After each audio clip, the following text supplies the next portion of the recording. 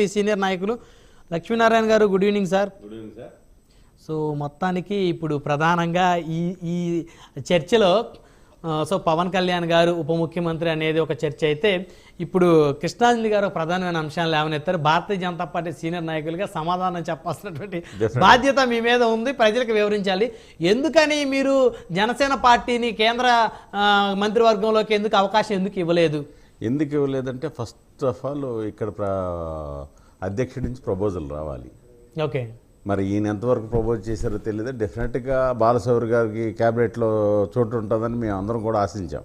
అంటే మా యొక్క పార్లమెంటు మెంబర్గా కాబట్టి మేము చాలా వస్తుంది మచిలీపట్నం కాబట్టి చాలా ఎదురు చూసాం. నేను చాలా డిసప్పాయింట్ అయ్యాను.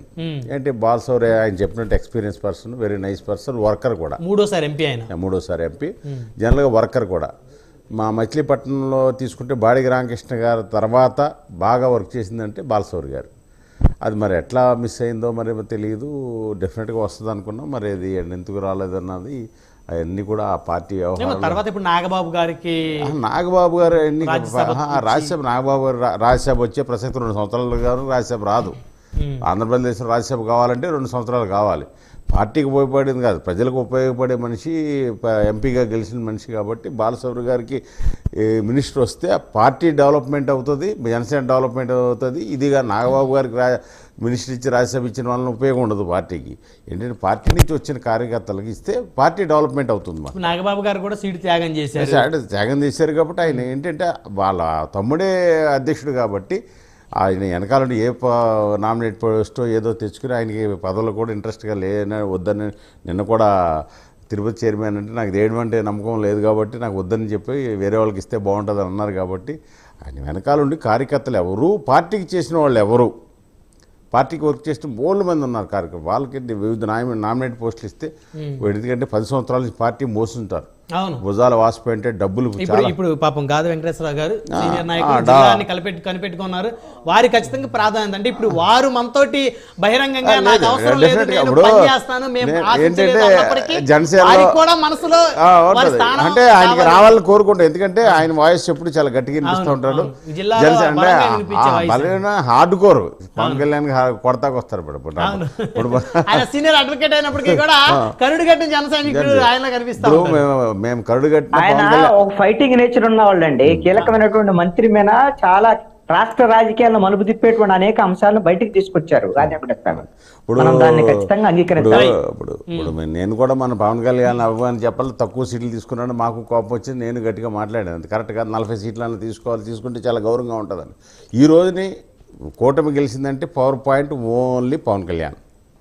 అందుచేత పవన్ కళ్యాణ్ గారు ఆయన కార్యకర్తలు బోలు మంది ఉన్నారు. మా మచిలీపట్నం బండి రామకృష్ణ ఉన్నాడు, బండి రామ్ ఉన్నాడు, అలాగే చాలా చోట్ల మన తిరుపతి హరిప్రసాద్ ఉన్నాడు, నాయకులు ఉన్నారు. వీళ్ళందరూ కూడా ఏదో రకంగా ఏదో పోస్ట్ పవర్ షేరింగ్ లాంటి నామినేట్ పోస్టులు చెప్పారు కదా, ఉండాలి. ఉంటేనే అప్పుడు పార్టీ మనుగడ ఉంటుంది. ప్లస్ ఏంటంటే వాళ్ళ బంధం చాలా స్ట్రాంగ్ గా ఉంటుంది. సరే, అది ఆ నామినేటెడ్ పోస్ట్ అని తర్వాత ముందు గవర్నమెంట్ ఏర్పడిన తర్వాత ముందు పవన్ కళ్యాణ్ గారు కొన్నిదల పవన్ కళ్యాణ్ నేను ఆంధ్రప్రదేశ్ రాష్ట్ర ఉప ముఖ్యమంత్రిగా ప్రమాణ స్వీకారం చేస్తున్నా అనేటువంటి వాయిస్ మనం వినొచ్చా? నాకు తెలిసి ఉంటే ఆయన తీసుకోవాలనుకుంటున్నాను. ఓకే, అంటే నా 6 years నా అభిప్రాయం అంతవరకే. కానీ ఏంటంటే ఆయనకి డిప్యూటీ సీఎం ఇచ్చి ఇప్పుడు బట్టి విక్రమార్క ఇక్కడ ఎలా ప్రిఫరెన్స్ ఇస్తున్నారో అలా ఒకే డిప్యూటీ సీఎం ఉంటే దానికి వాల్యూ ఉంటుంది. పవర్ సెంటర్ లేకపోతే గుంపులో గోవిందం కింద ఉంటుంది. అప్పుడు కృష్ణాంజలి గారు ఏమంటున్నారు, గత ప్రభుత్వం ఏదైతే విధానాలు అనుసరించిందో ఒక సాంప్రదాయాన్ని 4-5 మళ్ళీ అదే సాంప్రదాయాన్ని అది చేయాలని లేదు.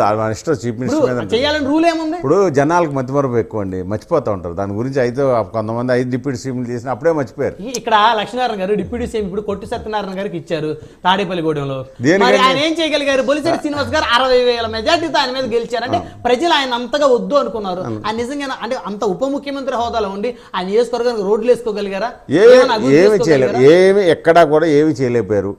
ఇప్పుడు ఒక డిప్యూటీ సీఎం ఇచ్చి హోమ్ ఇచ్చినా ఇదేంటి బుల్లెట్ లేని గన్ లాంటిదే. అవును, అందుచేత అలా కాకుండా డిప్యూటీ సీఎం ఒకటే మంచి పోర్ట్ఫోలియో ఇచ్చి ఇప్పుడు మనం గతంగా చూస్తుంటే చాలా కాలం నుంచి 25 సంవత్సరాలు 30 నుంచి హోమ్ మినిస్టర్ ఎవరికి ఇచ్చినా తోటా లేని గన్నే. అవును. తోట ఉన్న గన్ ఎవరికి కూడా ఇప్పుడు వరకు హోమ్ మినిస్టర్గా గత 20 సంవత్సరాలు రాజశేఖర రెడ్డి గారు కానీ మొదలెట్టారు. అంటే రాజశేఖర రెడ్డి గారే ఆ సాంప్రదాయాన్ని కొనసాగించాడు. అదే కొనసాగించి ఇప్పుడు కృష్ణారెడ్డి గారు చెప్పినట్టు జానారెడ్డి గారి తర్వాత నుంచి హోమ్ మినిస్టర్లు అన్ని డమ్మీ జానారెడ్డి గారు పవర్ఫుల్ అంతే. అక్కడి నుంచి క్లోజ్. నెక్స్ట్ సబితా ఇంద్రారెడ్డి వచ్చింది, గల్నే ముఖ్యమంత్రి దగ్గర బుల్లెట్స్ పెట్టుకుని సో సాధారణ గన్ ఇచ్చేవాళ్ళు అంతే. ఇంకా అందుచేత అలాంటివి కాకుండా ఎప్పుడు అసలు ప్రజెంట్ నాకు తెలిసిందంటే పనికిమాల శాఖ అంటే హోంశాఖే. అంటే మీరు గత ఎప్పుడైతే 2009 నుంచి 24 మధ్యలో ఉన్నటువంటి అనుభవాలు చెప్తున్నారు. దానికంటే ఇప్పుడు ఉన్న ఏంటంటే అన్ని పవర్స్ సీఎం దగ్గరే పెట్టుకుంటున్నారు. ఏది హోమ్ మినిస్టర్కి వచ్చేటప్పటికి అంచేత మంచి పవన్ కళ్యాణ్ గారికి ఇష్టమైంది ఏదైనా తీసుకుని చేసుకుంటే బాగుంటుంది. డిప్యూటీ సీఎం ఉంటే బట్టి విక్రమార్కలాగా ఇప్పుడు ఒక పవర్ ఉండదు కాబట్టి అట్లా ఉండి ప్లస్ ఈ కార్యకర్తలు అందరినీ చేసుకుంటే అభిమానులుగా మేము చాలా సంతోషిస్తాం, చాలా హ్యాపీ ఫీల్ అవుతాం. ఇప్పుడు మొన్న ఏంటంటే మేము చాలా కోపడ్డాం, చాలా బాధ వేసింది. మీరు బీజేపీలో ఉన్నప్పుడు కూడా పవన్ కళ్యాణ్ గారి ఇంపార్టెన్స్ మీద ప్రయారిటీ మీద మీరు ఎక్కువ బాధ అంటే మాకు అభిమానం కదా, జనరల్గా మెగా అభిమానులు కాబట్టి మాకు ఇది ఉంటుంది. అసలు విషయం దాటేశారని నా అభిప్రాయం. చెప్పండి. ఎందుకు ఈ మాట అడుగుతున్నా అంటే కేంద్రంలో మంత్రి పదవి అనేటువంటి విషయం పవన్ కళ్యాణ్ అడిగాడో లేదో అని మీ అనుమానం వ్యక్తం చేశారు. బీజేపీ ఇవ్వాల్సినటువంటి బాధ్యత ఉందా లేదా అనేటువంటి డెఫినెట్ గా ఉంది.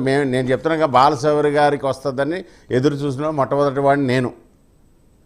కానీ ఎందుకు రాలేదని నేను షాక్లో ఉన్నాను. నిర్ణయించి కూడా సమీక్షించుకోవాలి ఎందుకు రాలేదని తెలుసుకోవాలి. ఎందుకంటే ఇప్పుడు లాస్ట్ 2014లోనే మోడీ గారు పవన్ కళ్యాణ్ గారు 2 క్యాబినెట్లు ఇస్తామని చెప్పారండి. ఈయన వద్దని మీరు ప్రైమ్ మినిస్టర్ కావాలటమే మాకు ముఖ్యం, కానీ నాకు పదవులు వద్దన్నాడు అనమాట. మరి అలాంటి ఆయన మరి ఈ రోజున ఏమన్నాదో తెలీదు. నాకు అదే వర్డ్ ఇప్పుడు రేపు గవర్నమెంట్లో ఈయన వాడతాడేమో నాకు భయం. రేపు మంత్రివర్గ విస్తరణలో నాకేమొద్దు మా వాళ్ళకి ఇవ్వండి అన్నాడు, అదొక ఇబ్బంది.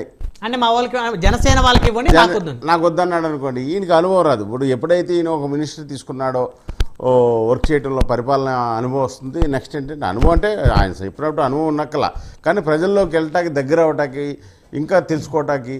లక్ష్మీనారాయణ గారు అనుభవం అంటే 1983లో ఎన్టీ రామారావు గారికి ఏ అనుభవం ఉన్నాయి ముఖ్యమంత్రి అంటే ప్రజలు కోరుకునేది ఏంటంటే కిరణ్ కుమార్ రెడ్డి గారికి ఏ అనుభవం ఉంది? అసలు మినిస్టరే కాకుండా చీఫ్ మినిస్టర్ కాంగ్రెస్ లో అయినా అతి తక్కువ. అంటే ఇక్కడ ఏంటంటే ఇప్పుడు అందరూ కూడా ఏంటంటే పవన్ కళ్యాణ్ అన్నవాడు పవర్ పాయింట్ లో చూడాలని కోరికతో 100%. ఎందుకంటే ఆ క్రేజీ ప్రజాదరణ ఉన్న వాడిని ఆ కుర్చీలో కూర్చుంటే ఎలా ఉంటాడు అన్నదే కోసం ప్రతి ఒక్కడి సినిమాలో ఎలా చూస్తున్నారు అలా చూసుకుంటున్నారు అన్నమాట.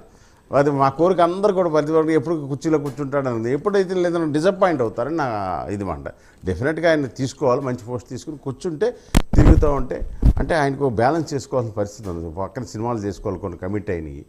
ఇప్పుడు ఈ కమిట్ అయినవి పూర్తి చేయడానికి 2 సంవత్సరాలు పట్టవచ్చు. ఈలోగా ఫినిష్ చేసుకుని తర్వాత పూర్తిగా రాజకీయాల మీద కాన్సన్ట్రేషన్ చేయవలసిన బాధ్యత ఉంటుంది అన్నమాట. అంచేత ఈ రకంగా వెళ్తేనే డెఫినెట్గా. అలాగే రేపు మా కేంద్రంలో మళ్ళీ నెక్స్ట్ నాకు తెలిసింటి 1 సంవత్సరం వరకు మన కేంద్రం ఎక్స్పెన్షన్ ఉండదు.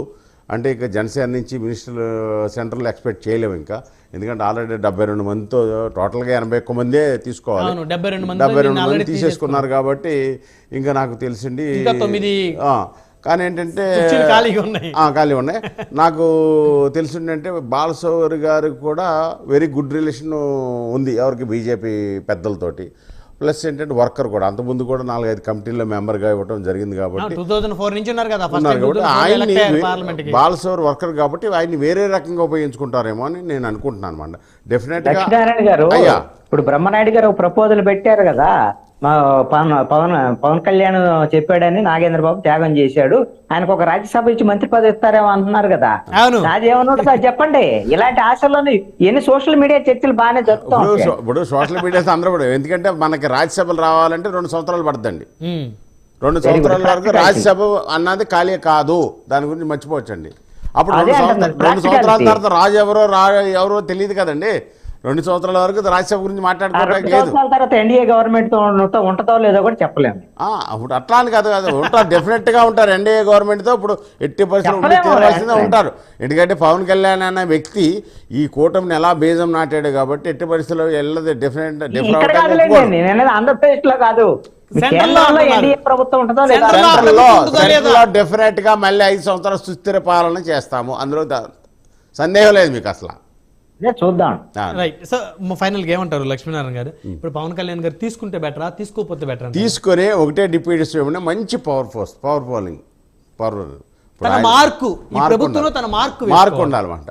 ఇప్పుడు ఎందుకంటే గత 10 సంవత్సరాల నుంచి కూడా చాలా మన ఆంధ్రప్రదేశ్ పుట్టిన తర్వాత సరిగ్గా నోచుకోలేకపోయింది ఏది కూడా, అన్ని ఇంకా పురిటి నొప్పులతోనే ఉంది. కాబట్టి దాన్ని చేయాలంటే డెఫినెట్గా ఈయన పవన్ కళ్యాణ్ యొక్క దాంట్లో దూరి అంటే అడ్మినిస్ట్రేషన్లో దూరి ప్రతి దాంట్లో వ్యవహారం చేసుకుని వెళ్తేనే ఆంధ్రప్రదేశ్ బాగుపడుతుందండి. అది మా ఉద్దేశం.